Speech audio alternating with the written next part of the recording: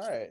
I think that we're live on Sports on the Hill podcast. My name is Robbie. This is episode 298. We're live on Facebook and on Twitch. So thanks everybody for tuning in with us tonight. I'm joined by the Powerplay Point Podcast, both members tonight. We got the blue liner on point himself, Gil. How are you doing tonight, Gil? Pretty good. Thanks for carrying us for another week. We're going to go back to any of our regular listeners online now. We're going to go back to regular format pretty much starting this coming Sunday. But it's another simulcast edition. So thanks again, Robbie, for helping us out. Yeah, sounds good. Yeah, I'm going to introduce Anna. I'll introduce the whole podcast, and then I'll basically do a little cut and a pause, and then that way you can do your show. But I'll bring in Anna real quickly. How are you doing tonight, Anna? I'm doing great. Thanks so much for having us on, and of course for giving the flexibility of having nights off due to chaotic kitchen stuff. I was in a hotel last week, and it was just what a hot mess. But I did go to the Pens game. Oh, nice. I'm going to say Pens game only because we won, and it was awesome. I know. I really wanted to get your live reactions on. Maybe we'll somehow sneak that in to the hockey talk as well. We'll maybe use that as a segue a little bit as we talk about the game that I'm going to this week. So super excited to have you both on tonight's show. We're going to do it in two parts, a little bit of an abbreviated show tonight. We're going to talk Caps for the next 40 minutes or so, and then we're going to have our Wizards Roundtable join us, and we'll talk about the very frustrating week for Wizards fans for a lot of reasons, including a loss tonight. We'll get into that. I don't have the scoreboard up on the screen because I'm not really happy to show it all night. But we'll get into that game. We'll get into the two games where we had leads and we blew them, which was frustrating. The game that was canceled and rescheduled into a very busy part of the schedule in March, which is frustrating. But we did start last week with a win over the San Antonio Spurs, which we had not done in 22 years. So we'll talk about that a little bit to try to make some positive out of last week, and then we'll give a preview of the upcoming week for the Wizards as well. We may talk a little Pro Bowl action at the very end if we have time, and then we're going to raid over to one of our friends. Davey is eating a sandwich. They have our mod Primordial Sounds actually on a show right now with him on that channel. So we're going to try to raid over and join them for the end of their show there. So a really quick, fun show. I want to thank Tina French for resubscribing and for 5 months for us. So I really appreciate you for doing that. I appreciate Champ for being here. And we got a lot of other people already on our Twitch chat, and I'll be sharing our Facebook in just a moment. But I really appreciate everyone for joining us. And with that, Gil, why don't you take it away and start the Powerplay Point Podcast? All right. Much appreciated. No pressure because I'm staring. Yeah. Go ahead, stretch, and go. Hello, welcome once again to the Powerplay Point Podcast. This is your host, the Blue Liner on Point, talking to you live to tape from late night a bit from downtown Glen Burnie, Maryland. And it's another simulcast edition. Thanks once again to Mr. RobbieG. We're actually airing, as we're recording this, live, not only to tape, but over the airwaves through the Sports on the Hill podcast.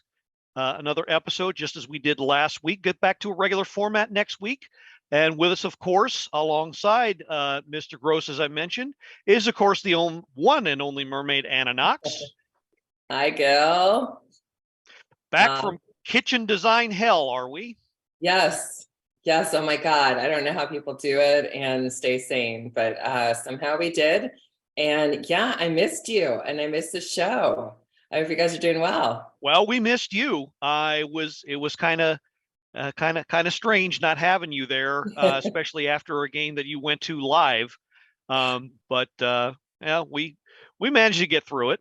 I know, and it was a fantastic game. Although I will say, my Tommy wasn't playing. Yeah, I think they're kind of sort of missing him right now. Yes, they are. Hopefully he can get back from whatever it is that's ailing him. And yeah, I would have liked to have thought that shot off his leg wasn't as bad, but apparently it's a lot worse than it looked, and it didn't look good. Well, that was it. My coworker actually is a season ticket holder and a Tommy enthusiast as well. And she was asking me today, she said, is the puck off the leg the same one that was injured? And I said, no, I don't think so. I think it was his other leg. But then, right. You know what? I'm not sure. Is he like two bum leg? Like, I honestly, now I'm like more concerned than I was before, but yeah, for him to not be in the Pens game, that sucked. Cause I was like, I was like a 108 gal. I was like, like Tommy area. Yeah. So I'm hoping, my God, like we need him back for Boston. Yeah, hoping this long layoff that they're in. Of course, they're in the middle of the All-Star break. We'll talk about that and the festivities as well as the game they played. I've mentioned him already. Of course, we're being carried live through the Sports on the Hill podcast. We have RobbieG with us for this edition of the Powerplay Point Podcast, adding his thoughts and expertise on what went down. It's only one game this week. And of course, the All-Star festivities. I'm wearing an All-Star shirt. I thought I would, for the people that are watching us live. Nice. I got the TJ Oshie, because it's the St. Louis one and from 2020. And so I thought that would be fitting since we're talking All-Star festivities. I am happy we did get that one win, but man, it was funny because at the end of last week's episode, we said, well, we'll find out how last week went for real when we see how the Columbus Blue Jackets game goes. And happy to see that at least it was rough, but we got the win. And that to me is the most important part of it. But I know that we didn't look particularly great for big parts of it. We'll talk about that. But the All-Star game itself was pretty exciting. So I'm excited to talk about that. But then these upcoming two games, this Boston has been incredible this year. We'll have to talk about that for a little bit. And then the Sharks game that I'm just so excited to take Zach to his first game. And so that game is obviously, I hope we don't expel too much energy in that Boston game, because I definitely, it's a short turnaround for sure. Yeah. And I really want them to, do a good game for the home crowd on Super Bowl Sunday. It's always an exciting one. I've actually never gotten to go to one of the Super Bowl Sunday matinees before, so I'm excited for a whole lot of reasons, but I can't wait to break all of that down with you. That'll be a pretty good game, I think. The one against the Sharks, and they're second off the layoff, so I think a truer test of what hopefully a fully rested roster. So let's go ahead and break down the one and only regulation game that came about last week. That, of course, was against the Blue Jackets.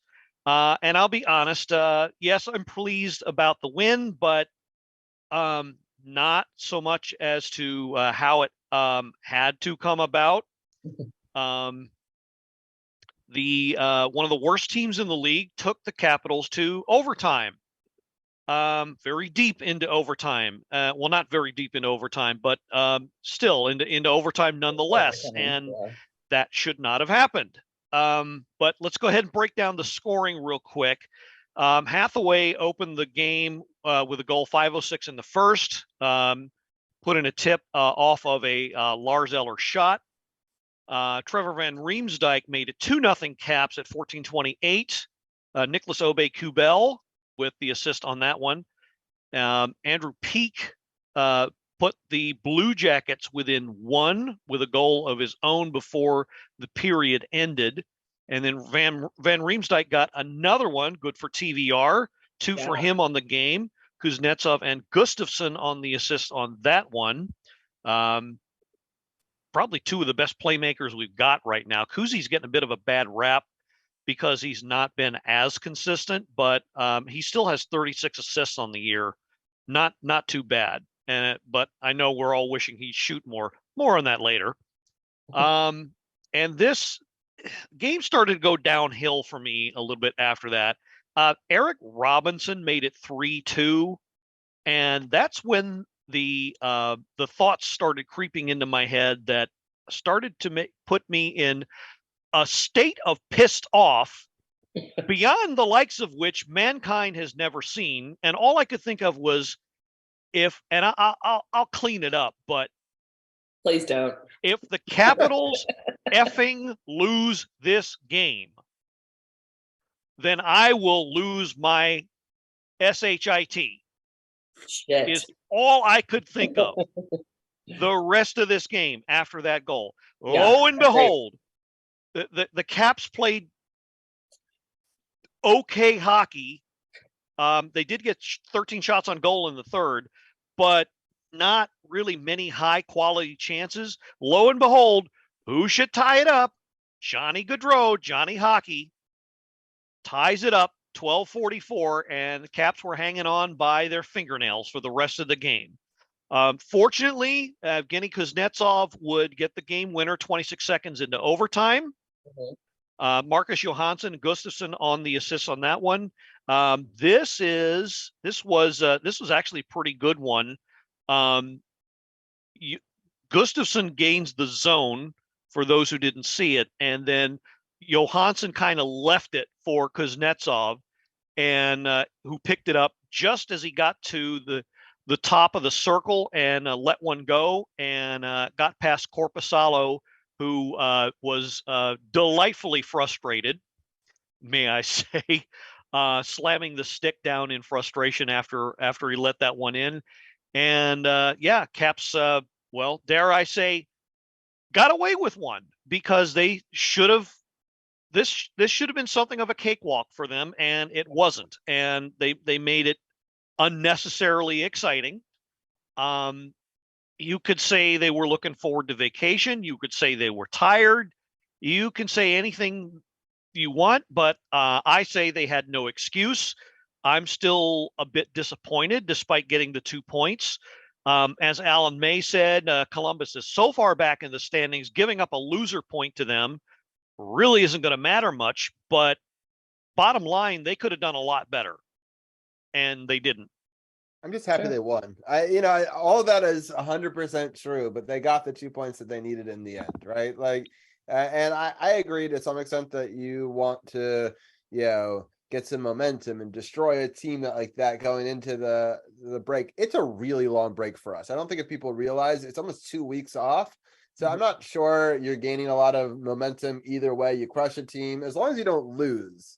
I feel like losing against a bad team would have really set their vacation spirits, pretty low. But the win, I think, was the important thing, because they could at least go out on a high note. But yeah, it's going to be just a rough week, just 2 weeks off, and then have to go right into Boston, which I'm just hoping that this break cools them down a little bit too. But it's definitely difficult. I do want to talk about something at the top of the show here. Mr. Gobble said Gil is rocking the Sonny Milano hairdo, which I like. I like that comment, and I wanted to feature that. I want to talk about us re-signing some players here. Love it. I think I really like what Milano has done for our team. I think Yep. he's been a great addition. I think that the contract was perfect. It's a little bit more money next year in the middle, the second year, and a lower average, or lower number for the third year, which is good, because you'd expect maybe a decline in productivity, or maybe it's a steal in 3 years, right? So both are possible. But then the other one, Strome has just been such a great player. We hoped when we got him in the offseason that he would be a replacement for Backstrom temporarily, and kind of insurance if Backstrom couldn't come back, right? But we all were saying, if he plays well, he plays himself into a nice contract with this team, and a slight raise, but one that I think is well deserved, because he is a potential future top line center for us, right? So $5 million a year for 5 years, I think, for the quality of a player that he is, I think that we'll have so many great players in the center position that we're kind of set for the next couple of years there, which is something that's not always easy to do. Because it's a position of need, which also means that you could use Eller as future trade bait. There's a lot of opportunities there as well. But Gil, what are some of your thoughts on these big re-signings? Well, I like the you hit the nail upon the head as far as the budgeting. The price for both players is pretty good. They both could have commanded a lot more, especially Strome. But for management, that's Brian McClellan, to sign them at the salaries that he did, bit of a steal. That's a win right there. And Strome couldn't be happier for him, because this was probably the best offseason acquisition that they made. And so to lock him up for the next several years is definitely a coup. I still strongly believe he is Backstrom's heir apparent. And in fact, probably maybe not this year, but next year could probably permanently take over the number one center spot. On the flip side, these transactions, it solidifies the forward spots, and like you said, makes the deadline possibly very interesting. But everybody has to realize that what's looming in the offseason is the fact that on the other side of things, for the blue line core, the defenseman, only one is under contract after this year. And unfortunately, he's injured. So we don't know what they're going to have. But Karlsson being the only one under contract kind of puts the Caps in a very tenuous situation, shall we say. Now, there's probably one or two, I'm not going to name them right now, who have probably played their way into an extension, and then maybe the rest are left to fend for themselves. But it's going to be very interesting what the Caps decide to do with defensive core. But since Karlsson is still injured, I think number one priority from here to the rest of the season and beyond should be maybe not replacing him, but maybe somebody that can, as best as they can, emulate what he brings to the table. I like Gustafsson, but I don't think he's enough all by himself. Basically, what it boils down to is they need another right-handed shooting defenseman that can move the puck and maybe won't be a liability. And those are going to be hard to come by. But Gil, I also want to caution, just because the trade deadline is coming up does not mean that we can't sign a lot of these defensive players over the next couple of months. There is no limitation. We can sign them all the way up until they're a free agent. So there's not, any of those sorts of, I just want our listeners to know that just because these are the dominoes that fell this week, it does not preclude future dominoes from falling. And in fact, may open up other opportunities down the road, especially if we can move a contract like a Mantha or an Eller, and then maybe we can future budget for some of these positions. And hopefully some of the defensive players sees this as incentive, seeing that, hey, we're re-signing players that are good to us. If you re-sign with us for good value, we'll sign you early. If you really want max value, you're probably going to have to go on the open market. So how much do you value staying with our team? And I think the better that we do going forward in the playoffs, things like that, players will want to stay with us for less. So it'll be interesting to see how these next couple of months shape out. Yeah. Very, very true. And so I want to we mentioned him already. I want to give a bit of shout to Tom Gobble. He's done a very good job for our room as well as many others as far as breaking down the cap situation. You're right, Robbie, there is room for even more signings. This team's obviously not done yet, but just want to prepare Caps fans for something of a shakeup, because I kind of doubt everyone is going to come back. The decor the way it is now will probably not be what we see next year. For sure. There's going to be some movement there. There almost has to be by default. So everybody, Caps fans need to prepare for that. for sure. I don't think Carlson is going anywhere. Hopefully he comes back after this we have injury. heard nothing about him. I'm wondering if this is a similar situation to what we saw in Tampa Bay, where they realized that we're cap strapped. Why bring him back, quickly as long as we continue to play well? So it'd be interesting to see if we do well over the next couple of weeks. We may not see him for some time. I think if we really struggle out the gate, we might have to see him come back a little bit sooner. That makes sense. So it might be. I know it's serious. I mean, the injury was very serious, but I do wonder if they are playing some cat and mouse with some numbers, because if he comes back, we got to get rid of somebody, to get him back. And so are we ready to make those moves? Do we want to wait until, closer to the trade deadline? So I have a couple other questions, Gil. When is the trade deadline? Trade deadline, I believe, if I'm not mistaken, is March the 3rd. So I will pretty soon. Double check. Yeah, it's coming up pretty soon on all of the NHL. And have they announced a future cap yet for next year? Not that I've heard. I had not seen one either. They have in a couple of other sports, but sometimes they don't do that until the end the season is over. So yeah, I think they're going to wait a lot closer to the end of the season to announce next year's cap. Hopefully it'll be a bit higher than what it was or what it has been. The problem is right now the TV ratings are so low that I don't know if they can command much higher of a thing. And if you're a Caps fan, you're rooting for that number to go way up. And I don't know if it'll go up as much as we'd like it to. But a lot of teams are right at that limit too. We're not the only team that is facing this issue. But without having high TV ratings, it's hard for the league to be like, oh, let's raise that, bar. So it'll be really interesting to see. My guess is it's going to go up somewhere around maybe, $2 million or so, quote unquote rate of inflation, how much has been going up the last couple of years, taking COVID out of the equation, but it's not going to go up a lot, right? I mean, we have a lot of people we need to sign. So I think 2 million might be if we're lucky. So it's, I hope it's more, but it'll be really interesting to see when that comes out and the ripple effects.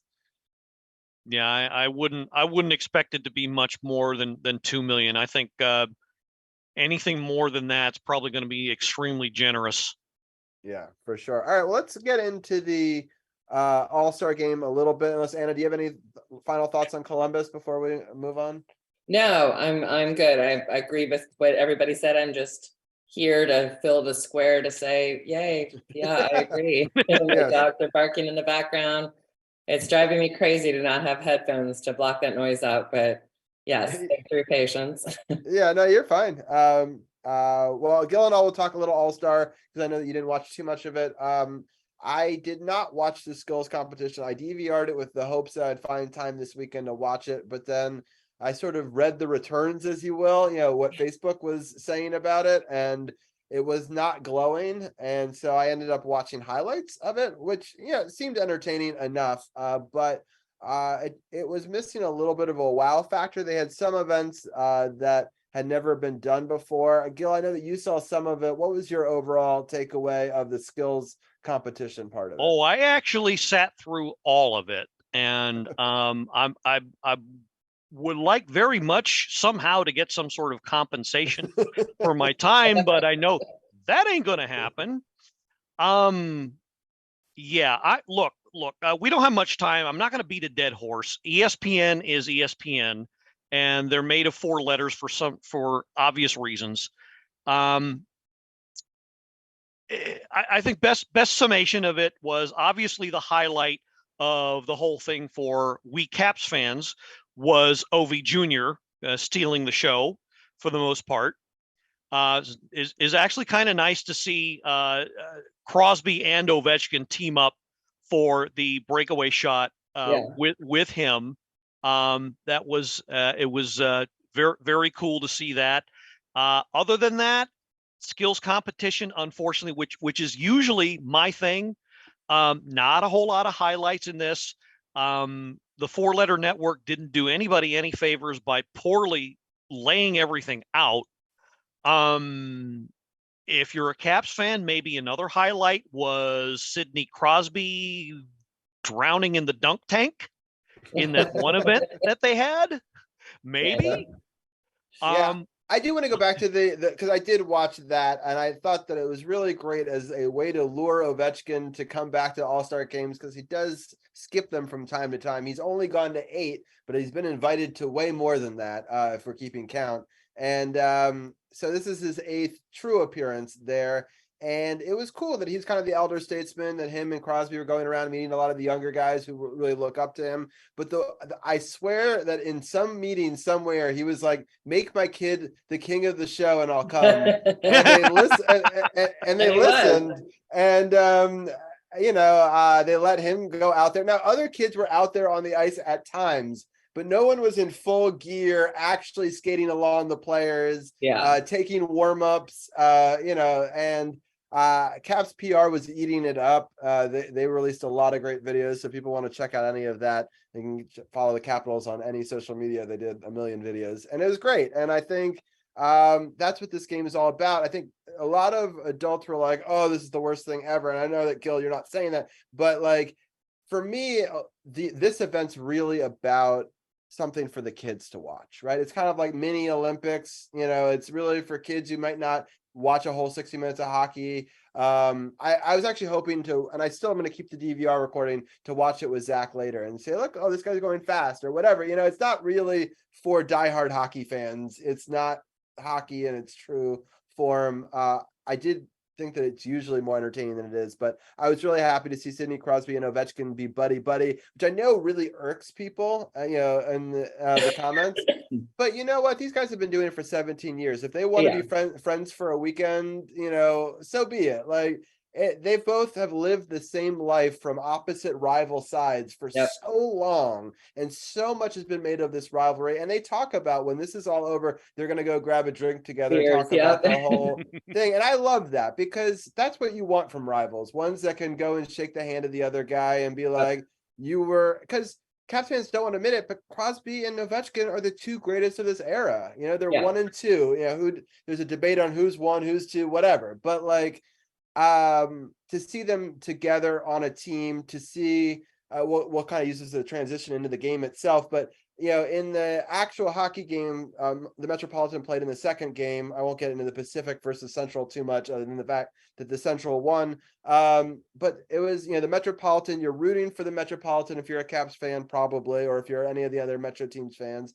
And it was cool because Ovechkin was passing back and forth with Crosby, back and forth, and Ovechkin could have scored, but he gave it back to Crosby and he scored. And I think it's great for the game, because Ovi's always been like, he's just a goal scorer. He just sits at the point, and that's all he does. And that's not true. Like, he's a physical guy. He scores from all over the ice. And a little shout out to ESPN Plus. If you didn't get to watch, they had a video, a movie, kind of a short movie, before the game. And it's called Greatness. And it's a hour-long video that ESPN and ABC and Disney all put together of all of Ovechkin's, well, they claim it as all of his greatest highlights, but you can't do that in an hour. But it was most of his greatest highlights. And it was cool because they interviewed, Crosby and Wayne Gretzky and other greats about Ovechkin. And I was so happy that they did that, and to hear their perspective and then watch that then going into the game itself, I thought was a really unique opportunity to be like, Crosby doesn't hate this guy, this whole thing has been manufactured by television, this hatred between them, and the fans have tried to put it there, but they don't hate each other. Like, they're rivals, and when they play each other, they're gonna, fight tooth and nail for that win. But at the end of the day, they both know it's a game that they both get paid handsomely for. So it's just cool to see Ovechkin on his first 2 opportunities to score, gave it up to Crosby for him to get 2 goals, and then the reverse happened. And I think that is, it showed that Ovechkin's a great passer. It showed that Crosby, could be a goal scorer too. It showed, a lot of these people that are naysayers that, hey, these are 2 players in the top 10 all-time statistical categories in both categories, right? Ovechkin right now, active players, top 10 in assists. People don't talk about that. Crosby is top 5 in goal scoring, active players, right? People don't want to talk about that either. And it's cool to see the kind of the flip side of that. And it was unfortunate they found themselves up 6-4 And then, the Atlantic is a tough team, and they scored 6 unanswered goals. We ended up losing 10-6. But Gil, what were some of your thoughts on the game itself?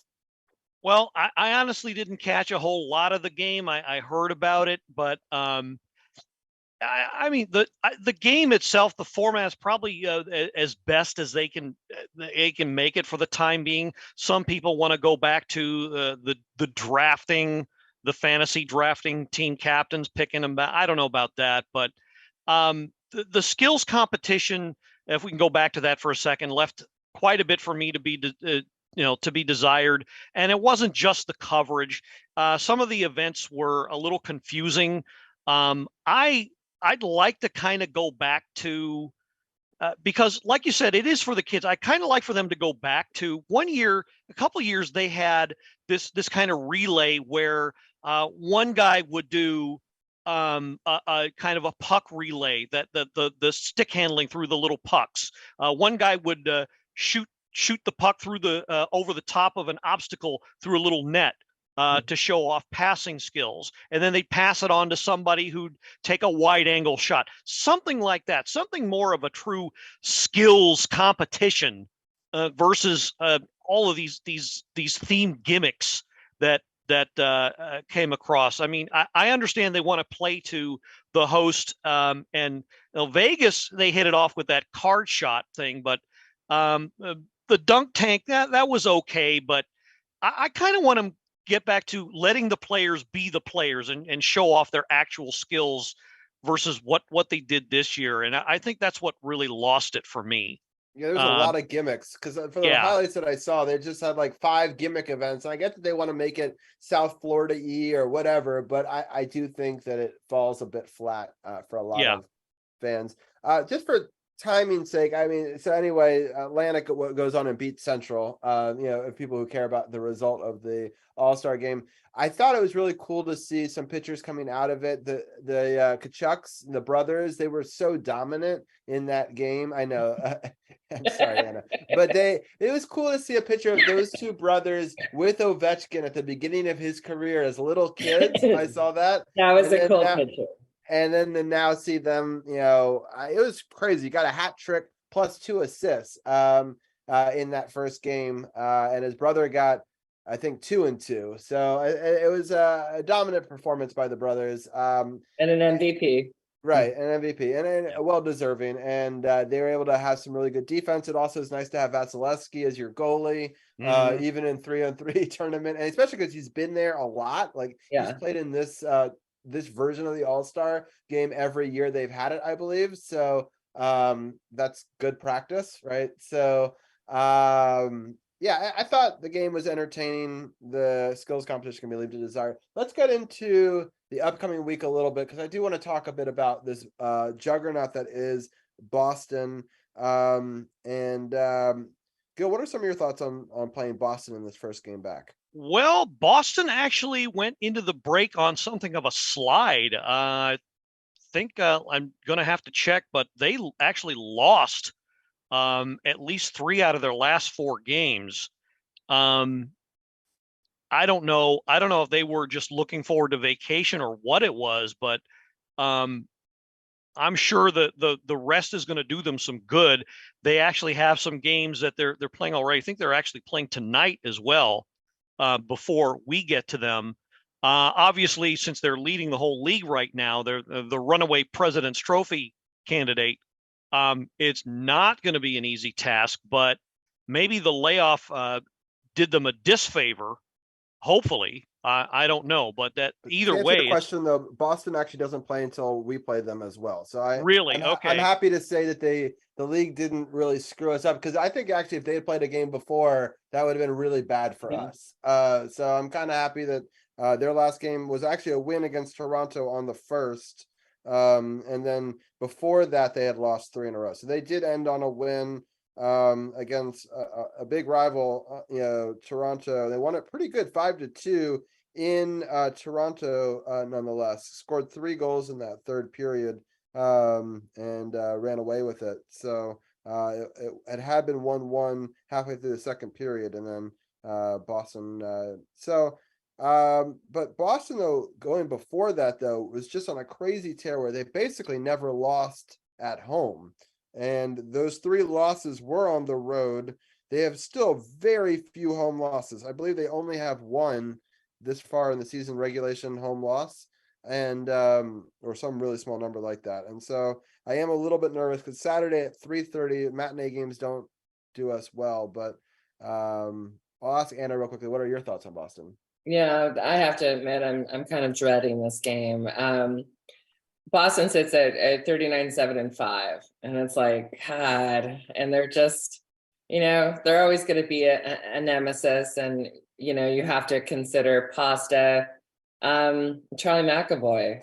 Just you cannot, you can't let up on either one of them. And so I think it's going to be, the Caps have got to come out regardless of their time off and play 60 minutes like they mean it and give it their all, because, they know, especially playing in Boston, it's like, it's going to be hardcore and it's an afternoon game. That sucks. And then they come back home and have a matinee game on Super Bowl Sunday, which I feel like is just always, so if they come out and play smart, good. I don't want to hear anything, like, oh, everybody was just off for a week and this, and it's like, no. You're still in the season. You still have to come out and play hard, especially against a team like this. Yeah. So Gil, knowing that that they gave us the same amount of time off, so I guess other teams have their 1 week break at other times. And because they're getting like an extra break, it's not just the All-Star and then they come right back to it. Yeah, Boston is just been this juggernaut. They have 39 wins already, and at 83 points, it's one of the highest point totals ever going into an All-Star break.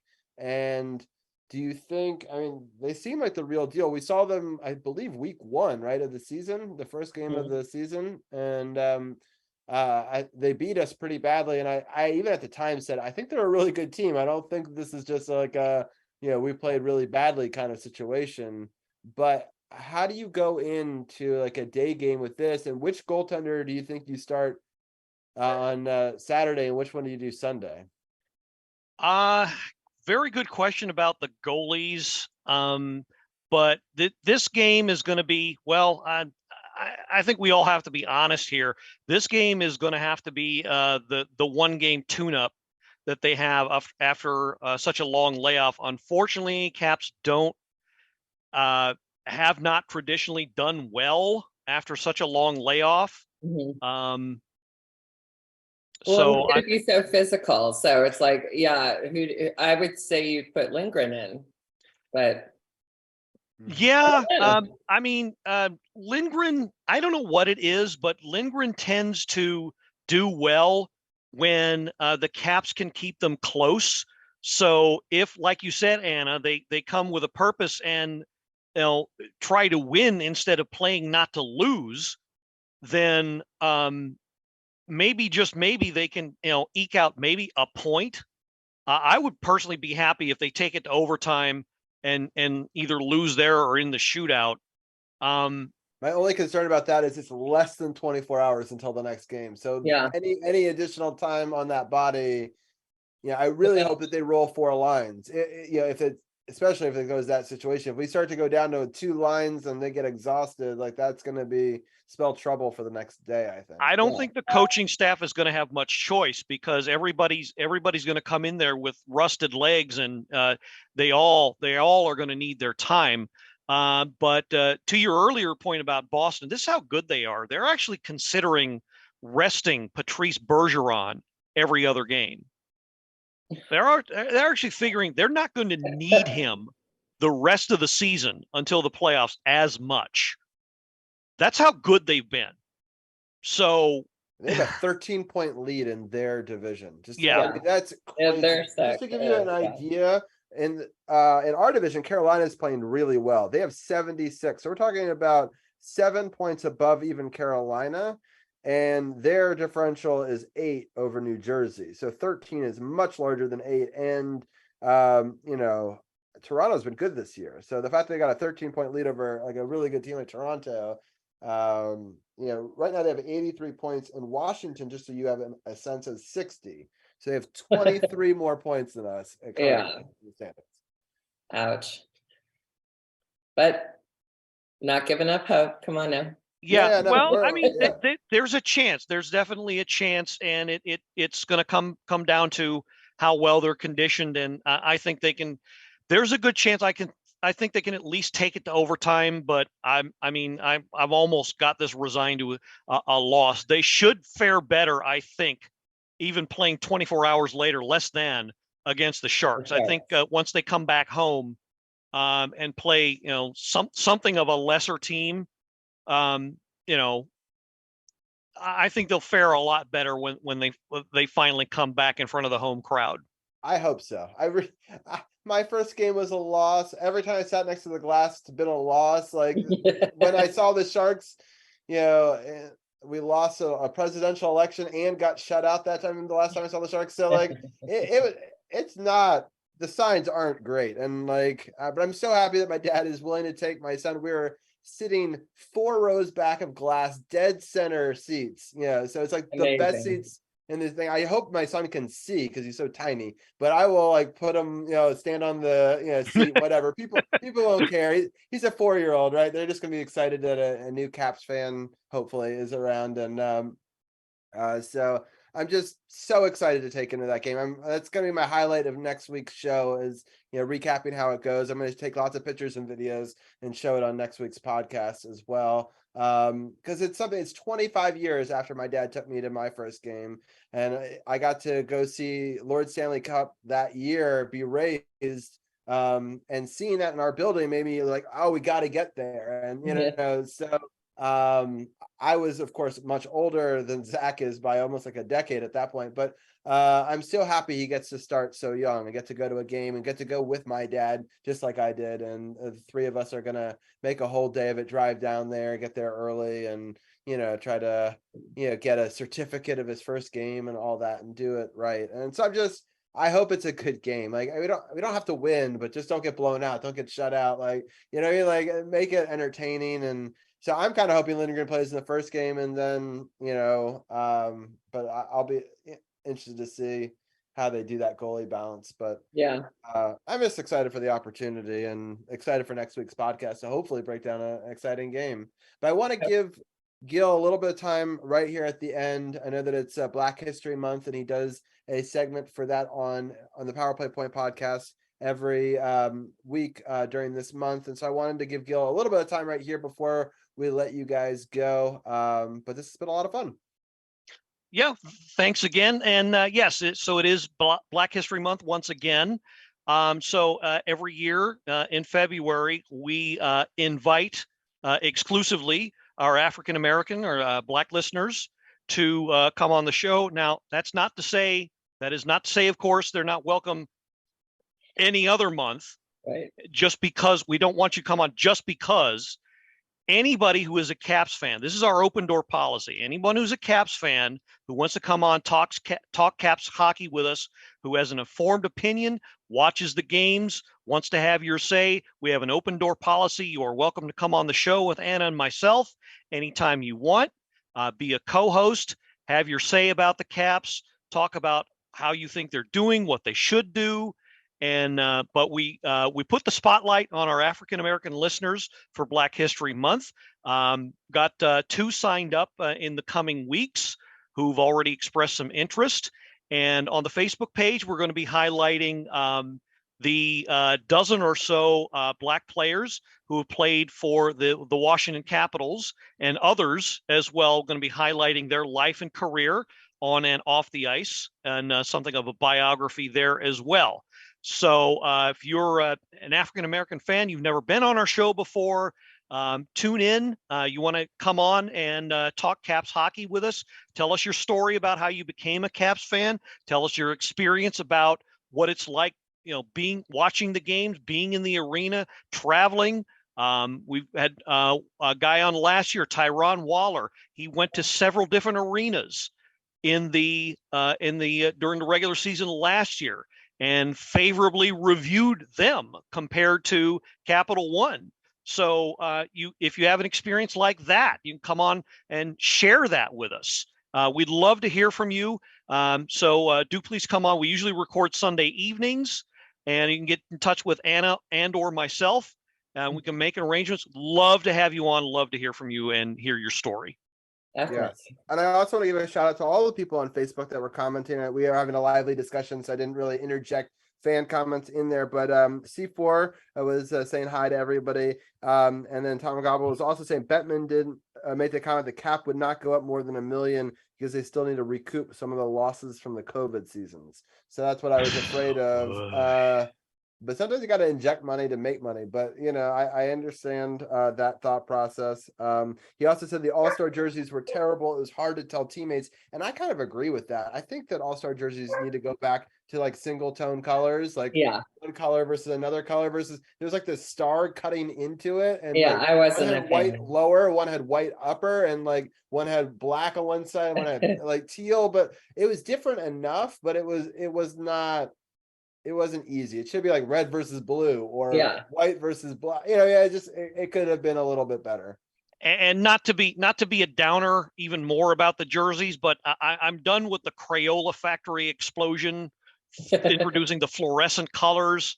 I'm done with that. Let's go back to like Robbie said, more basic colors that are a bit more of a contrast. Honestly, one thing you could do, I'm just spitballing ideas right now. You could have 4 separate colors for each one. So like Metropolitan is blue, Atlantic is white, one of them is yellow, one of them is red on the other side. So that way, often what happens is if 2 teams are wearing the same jerseys in the first games, then one of them's got to switch, right? And then to the opposite color of the same side, so Eastern Conference but flip. But it'd be cool if all 4 of the different divisions had more iconically different color jerseys, and they could even wear them during the skills competition too. And you could even have just colors and then the crest of your team on it. That would be kind of a cool idea too. So that way it's the same color across all of them, but you could easily see what team somebody plays for. So there's definitely ways that they could improve upon that for sure. So I did want to get that comment in there. But Gil, I'm so happy that you have so many of our different listeners joining you for this month. I think it's a special thing. I hope that they do contact you about coming on. I've always enjoyed that segment through the different years as well. So I'll let you guys have your final goodbyes here, and then I'll let you do your sign off, and then I will let you go. All right. So briefly, previews of coming attractions. We've already mentioned that it's Boston coming back Saturday, and then 24 hours later for Super Bowl Sunday, the Sharks.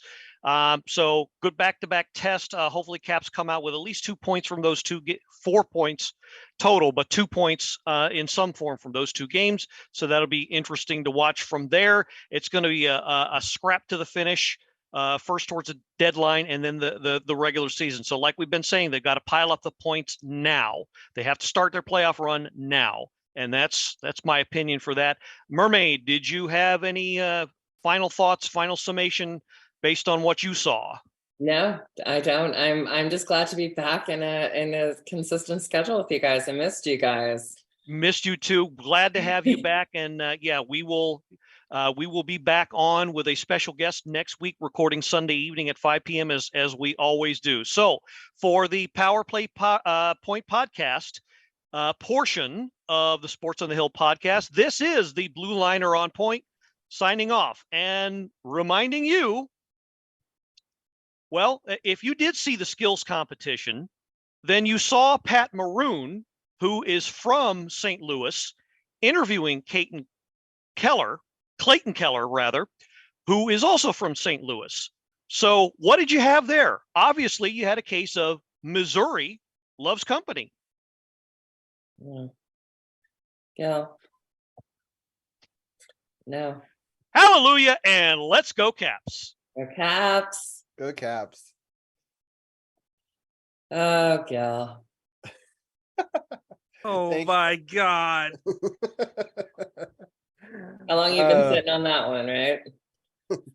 I admit was the moment I saw that interview. Yeah, I wrote that down. Oh, no doubt. No doubt. All right. Well, have a fantastic night. And I look forward to talking to you guys. Oh my gosh, Robbie, I'm so excited for you and Zach and your dad for Sunday. Who cares about the Super Bowl? Yeah. And then Gil, you and I'll talk 5 o'clock on Super Bowl Sunday. Absolutely. Pics and videos, Robbie. We need them. I will definitely do that for sure. Thank you guys both. All right, night, guys. Yeah. All right. With that, we'll switch over to our Wizards talk here. I'm going to switch over my graphics, and we're going to bring in Champ and Tim and Arun. People are bouncing around on my screen. I'll bring in Tim first. Tim, how are you doing tonight?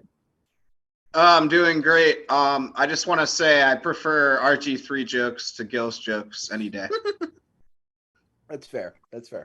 I think he's trying to get a grown reaction from Anna. I think that's by design. So, you know. No, I'm just